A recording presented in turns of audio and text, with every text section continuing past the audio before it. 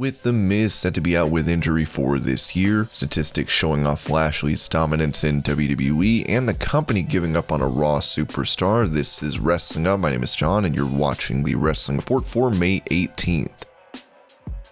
Before we get into the rest of the video, make sure you subscribe to Wrestling Up and turn on all notifications to stay up to date with everything in the world of pro wrestling.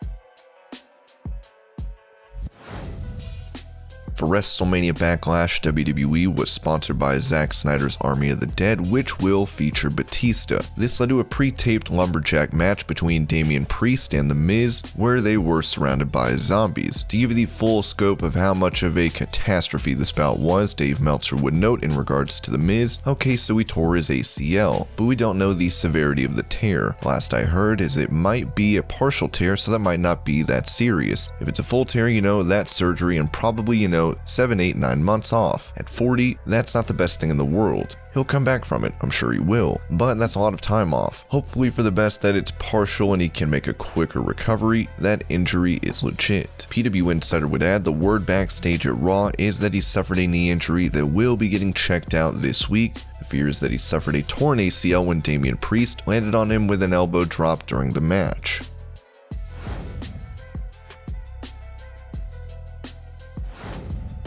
Not only is Miz recovering from this match, but so is mainstream media, as the New York Post ridiculed the zombie lumberjack match, writing WWE sure knows how to put a damper on a good thing. Backlash continued a recent string of WWE pay-per-views filled with great matches and compelling stories, but many will remember this one for the terrible cheap plug zombies. Thankfully, the actual wrestling was good enough to stop one of the company's worst ideas from truly dragging the show into the muck.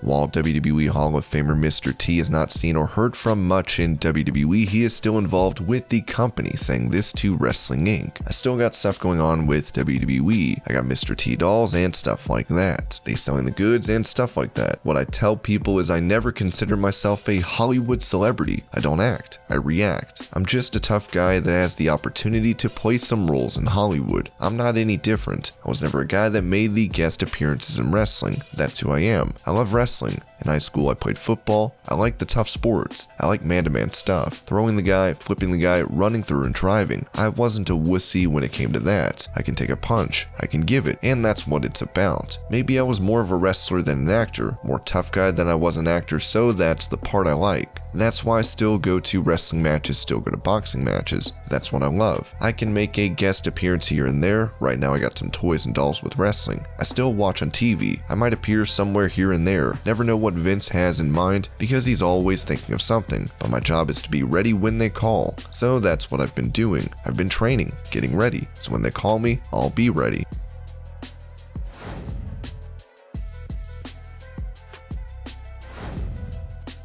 With Karrion Kross running rampant on NXT as champion, he looks poised to be a breakout star for the company as a whole, with Booker T sharing that sentiment on his Hall of Fame podcast. I need to see a little bit more of what Kross can do from a match perspective, working with guys from a scientific perspective, psychology-wise. I have not delved deep enough inside as far as Kross can go out there and do. The thing I know about Kross is when he walks out of the curtain, just his appearance says, this guy here could be the next big thing. I know he's coming off an injury, and that kind of stuff right there in WWE could definitely hold you back. Guys that get an injury here and there, get in a position running with a belt or something and boom, get injured. Being the champion, Kross has had his fair share of challengers to deal with in the form of Finn Balor, Pete Dunne, and Kyle O'Reilly, as we'll have to see how long Kross can remain on the black and gold pedestal.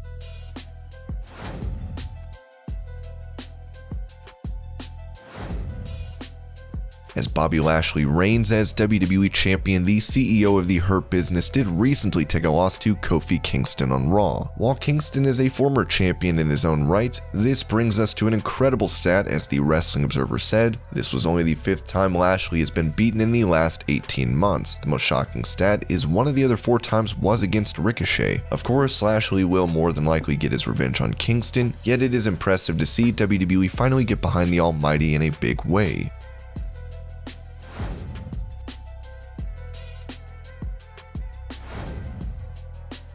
Speaking of of Ricochet, he did not seem too pleased when WWE's Twitter account showed off a set of pictures asking fans who the best high flyer in WWE is right now. Ricochet was left out of those pictures, but not out of the discussion, with him writing, "There's literally no one who can do what I do and how I do it, but I'll let y'all discuss." One of those pictures, Io Shirai, was defended by a fan for being phenomenal as a high flyer, as Ricochet responded with, "I'm not saying she's not amazing, she 100% is, but I can do everything she can, probably even better. She can't do what I'm capable of, maybe not even half." Ricochet was featured on Raw this week in a match against the US champion Sheamus, with this at least being better than seeing him on main event.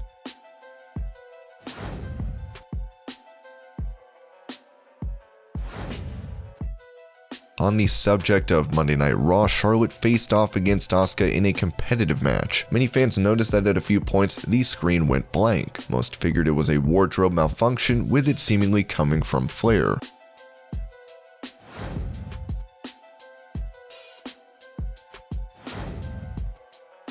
Talking with Midday, former WWE champion Drew McIntyre was asked which superstars he'd like to have a match against, with him naming someone that is no longer under contract, Daniel Bryan. "I don't know what's going on with his future after he lost the match. Maybe he shows up on NXT, maybe he shows up on Raw, but he and I haven't got to do much together, certainly never had anything big, and I think obviously with where we're at in our careers, it would be something very special. Being banished from SmackDown, Bryan could always appear on NXT and Raw, as mentioned by McIntyre. Still, there are other options out there for Daniel Bryan, whether it be AEW, New Japan, or even a promotion on the independent scene."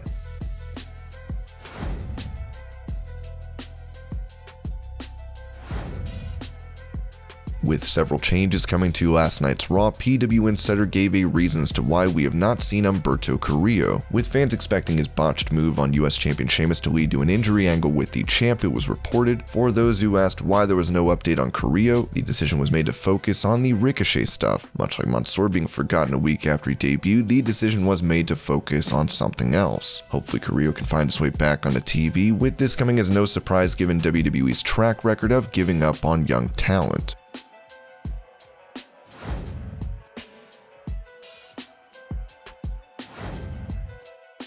Many in and outside the realm of wrestling were celebrating when Bianca Belair won the SmackDown Women's title at WrestleMania 37, with her mentioning those that reached out to her to Alex McCarthy. There were so many, and I feel like I missed some. Of course, I got to talk to Mark Henry. I got a message from Trish Stratus. I got messages from people inside the wrestling business and outside. Snooki hit me up, which was really cool. A bunch of music artists and entertainers outside of the wrestling business. You just see tweets from people outside of the business, and there were so many. It was a variety of different people, and that showcases how big and how mainstream it is. Snooki can relate to Belair as she had her own WrestleMania moment in 2011, where she, Stratus, and John Morrison faced Lay Cool and Dolph Ziggler. And this was your Pro Wrestling News Update. I hope you're all having a great day. Thank you so much for watching, and I'll see you later.